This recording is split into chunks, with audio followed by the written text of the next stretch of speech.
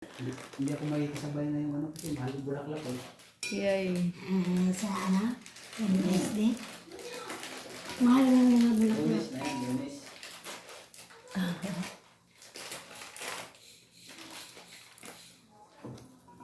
Dapat ba yung wag bulaklak?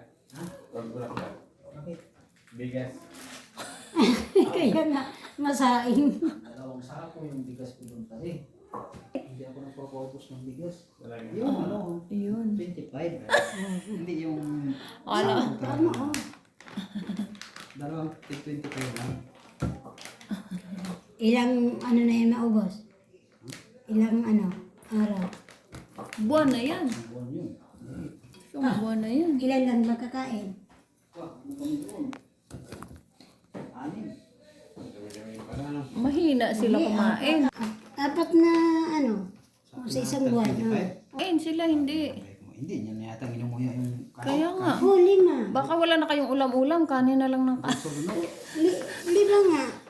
Apat nga. 3, 4. Na 25. Oh. Malakas kayo sa kanin. Siguro yung mga kala anak ko lalaki.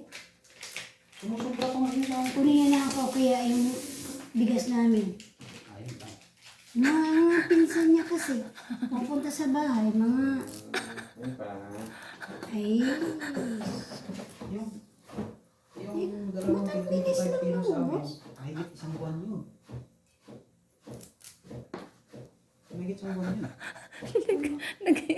Napaisip tuloy si ate. Marami siguro mga ipinsan niya kasi. May ano Eh, paano kasi?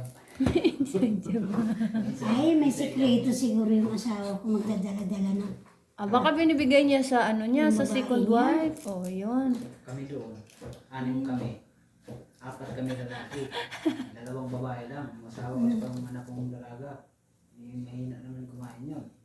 Pero sobra-sobra sa isang buwan sa amin yun. Minsan siya.